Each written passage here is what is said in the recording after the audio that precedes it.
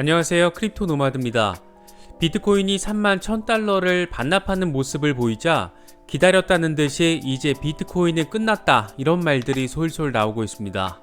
미국에서는 스테이블 코인이 과거 프리뱅킹 시대와 비교되면서 뱅크런 우려가 제기됐습니다. 먼저 비트코인의 급락은 코인 시장의 문제가 아니라 전체 자본 시장의 관점에서 바라봐야 될 필요가 있을 것 같습니다. 델타 변이 공포로 인해서 세계 모든 자본시장이 일제히 급락했기 때문입니다. 미국에서 가장 눈에 띄는 것은 스테이블 코인 규제 이슈입니다. 재무장관이 직접 나서면서 꽤나 관심을 받고 있는데 이런 상황에서 예일대 교수가 작성한 논문이 상당히 눈에 띄는 것 같습니다. 미국 명문대 경제학자가 이 정도로 크립토 시장에 대한 인식 수준이 낮다는 점이 상당히 놀랍게 느껴졌습니다. 시장이 여전히 어수선하지만 역시 거대 기관들은 저가에 추가 매수하는 모습을 보이고 있습니다. 이번에는 로스차일드입니다. 개미들이 공포에 떨고 있을 때 거대 자본들은 이렇게 적극적으로 행동하면서 다가올 상승장을 기다리고 있는 모습입니다. 마젤란 금융의 회장은 비트코인이 종교적인 양상을 보인다면서 결국 영원이 될 것이다. 이런 파격적인 전망을 내놓기도 했습니다. 미국과 유럽에 걸쳐서 벌어진 일들이 꽤나 많습니다. 단편적으로 바라보면 이해하기 어려운 상황들도 눈에 띕니다. 끝까지 시청해 주시면 더 도움이 될 수 있지 않을까 생각됩니다. 본격적인 시작에 앞서서 좋아요와 구독 또 알림 설정을 부탁드리겠습니다. 영상 제작에 아주 큰 도움이 된다는 말씀 함께 드립니다. 그럼 시작하겠습니다. 전세계 자본시장 상황이 전반적으로 심상치가 않습니다. 델타 변이 공포로 이른바 리스크 회피 현상이 발생하면서 전세계 자본시장이 약속이나 한 듯 모두 주저앉았습니다. 뉴욕 증시는 최근 9개월 만에 가장 많이 떨어졌고 유럽 증시 역시 2% 넘게 일제히 하락했습니다. 유가도 8%나 급락했습니다. 전통 자본시장이 급락하면서 암호화폐 시장 역시 일제히 급락하는 모습입니다. 비트코인은 하루 전보다 2에서 3% 정도 하락세를 보이면서 간당간당했던 31,000달러를 결국 반납했습니다.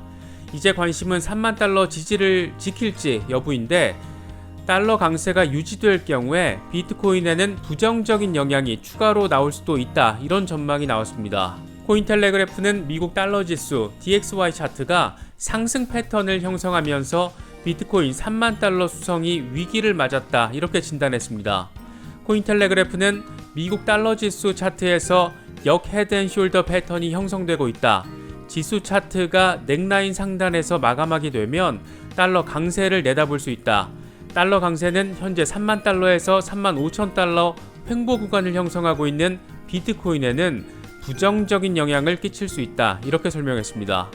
호주의 마젤란 파이낸셜 공동 창업자이자 회장인 해미스 더글라스는 더 극단적인 평가를 내놨습니다. 크립토 포테이토 보도를 보면 그는 암호화폐 시장은 현대 역사상 가장 큰 망상 중 하나다. 정부와 중앙은행 부양책에 의해 인위적으로 부풀려진 자산 가격에서 거품이 거치고 나면 암호화폐 가격은 결국 0으로 추락할 것이다. 이렇게 주장했습니다. 별다른 근거 제시는 없는데 다만 이전에 투자 경험이 없는 사람들이 대거 상승장에서 무임승차하려고 올라타면서 마치 종교처럼 돼버렸다라고 주장했습니다. 암호화폐 투자 경험도 없고 앞으로 투자할 계획도 없는 전통 자본시장 투자사 회장님의 발언이었습니다. 이처럼 근거가 모호한 극단적인 분석이 있는 반면 반등 가능성을 점치는 전망도 만만치 않습니다. JP모건 출신의 유명 분석가 톤 베이즈는 비트코인이 30,000달러 테스트를 한 뒤 약세를 보이고 있다.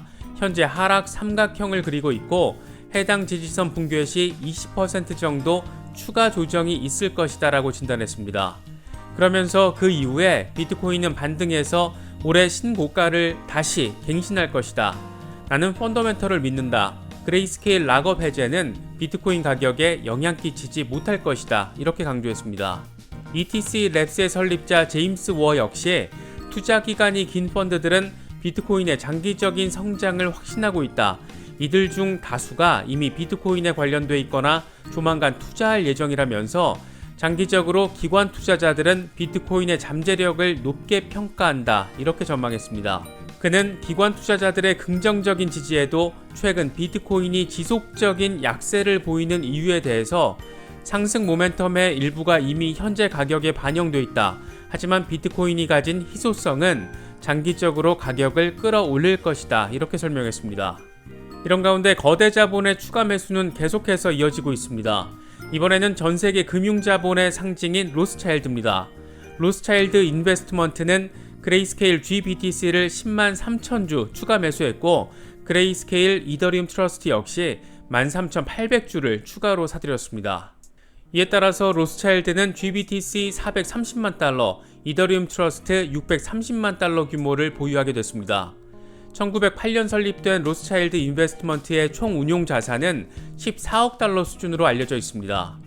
앞서 비트코인이 결국 0이 될 것이라고 주장한 마젤란 파이낸셜 회장님이 로스차일드의 비트코인 투자는 어떻게 볼지 참 궁금한 지점입니다. 미국에서 벌어진 일 가운데 가장 눈에 띄는 부분은 단연 스테이블 코인 규제 이슈입니다. 앞서 제롬 파월 연준 의장은 디지털 달러가 발행되면 비트코인은 사라질 것이다, 이렇게 말한 반면 스테이블 코인은 적절한 규제가 적용되면 결제 수단이 될 수 있다, 이렇게 밝혔습니다. 현재 거론되고 있는 스테이블 코인의 위험성 근거 가운데 하나는 이들이 시총 규모에 맞게 달러 자산을 확보하고 있는지 여부입니다. 특히 가장 대표적인 스테이블 코인인 테더의 경우에 발행량의 70% 정도를 달러로 보유하고 있는 것으로 알려지면서 우려가 생겼습니다. 그래서 만약 테더의 지급 능력을 믿지 못한 투자자들이 한 방에 달려들어서 달러 인출을 요구할 경우에 테더는 지급 불능에 빠질 수 있고, 이른바 뱅크런과 유사한 코인런, 디지털 뱅크런, 이런 사태가 발생할 수 있다는 겁니다. 재미있는 것은 미국의 달러 예금 규모가 17조 달러 정도로 알려졌는데, 미국 은행 금고에 보관된 현금은 2020년 3월 기준으로 760억 달러 정도로 알려져 있습니다. 코로나 이전에는 은행이 예금의 최소 10% 이상을 현금 달러로 보유하고 있어야 한다는 규정이 있었지만, 이마저도 코로나 사태로 인해서 규제가 풀린 상태입니다. 최악의 상황을 대비하는 것은 당연하지만 전통 금융권의 이 같은 실태, 상황은 거론되지 않다 보니 코인 투자자들 사이에서는 규제를 위한 규제를 하는 것 아니냐, 이런 지적도 나오고 있는 것 같습니다. 사실 더 재밌는 것은 예일대 경제학자 게리 고튼이 쓴 미국 달러와 고정 스테이블 코인에 대한 규제 관련 논문입니다. 게리 고튼 교수는 1837년부터 1863년 사이에 민간 은행들과 기업들이 금과 은을 기반으로 한 화폐를 발행할 수 있었던 이른바 프리뱅킹 시대와 지금의 상황을 비교했습니다.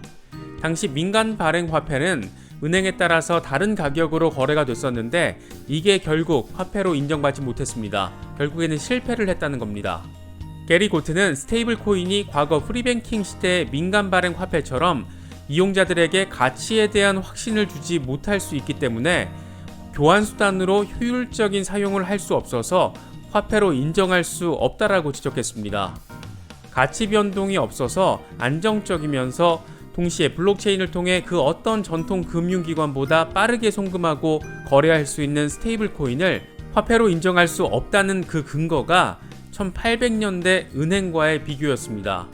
그래도 세계 유수의 명문대에서 경제학을 연구하는 인물이 지금 세상에서 가장 혁신적이라고 평가받는 기술을 1800년대 상황과 비교하면서 폄하하는 것은 이 트렌드에 지적으로 무지하거나 아니면 다른 정치적인 의도가 있거나 이 정도로 생각할 수밖에 없는 것이 아닐까, 그런 생각까지 들었습니다.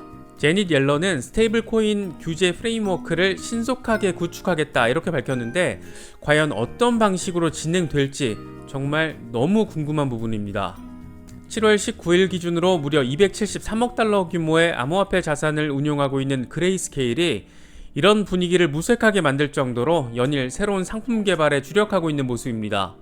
코인데스크 보도를 보면 그레이스케일은 이른바 디파이 펀드를 출시했는데, 이 펀드는 코인데스크가 마련한 디파이 지수를 기반으로 움직인다고 합니다. 즉 그레이스케일과 코인데스크가 협업을 하는 상품으로 볼 수 있는데, 이 두 기관은 공동 보도자료를 통해서 그레이스케일의 디파이 펀드는 시총 가중 포트폴리오를 통해서 디파이 프로토콜에 대한 투자를 제공한다. 투자자가 개별 토큰을 구매하지 않아도 디파이에 투자할 수 있다, 이렇게 밝혔습니다. 암호화폐 산업에서 가장 규모가 크고 또 성장도 빠른 디파이에 초점을 맞춘 특성화 펀드 상품으로 볼 수 있는데, 그만큼 수요자들의 관심이 있다는 방증이 아닐까, 이런 생각도 듭니다. 워낙 많은 이슈들이 여기저기서 쏟아지다 보니까 영상을 제작하면서도 어질어질하다 이런 느낌까지 들었습니다. 너무도 극단적인 상황들이 맞붙은 상황이기 때문에 그런지도 모르겠습니다. 확실히 탈중앙화 컨셉에 대한 기존 중앙화 집단의 거부와 견제는 시간이 지날수록 더 디테일하게 진행되고 있다 이런 점을 느끼게 됩니다. 특히 비트코인으로 시작해서 이제 스테이블 코인으로 옮겨가는 압박 수위를 보면 산업 전반에 대해서 하나하나 규제가 이루어지는 모습입니다. 물론 규제 자체는 긍정적인 신호로 볼 수 있습니다. 불완전한 시장이 제도권 안으로 들어가서 더 큰 안정성을 갖출 수 있기 때문입니다. 무엇보다 로스차일드 같은 거대 금융자본까지 이 시장에 들어와 있고 지금 단계에서 추가 투자를 단행하고 있다는 점은 꽤나 상징적으로 여겨집니다. 이런 혼란의 시기가 어서 지나갔으면 좋겠지만 이런 경험이 쌓이면서 다음에 또 찾아올 하락장에서는 더 명확하게 대응할 수 있지 않을까 이런 생각도 갖게 됩니다. 이번에 준비한 영상은 여기까지입니다. 영상이 도움이 되셨다면 좋아요와 구독 또 알림 설정을 부탁드리겠습니다. 언제나 성토하시기를 기원합니다. 시청해주셔서 감사합니다. 지금까지 크립토 노마디였습니다.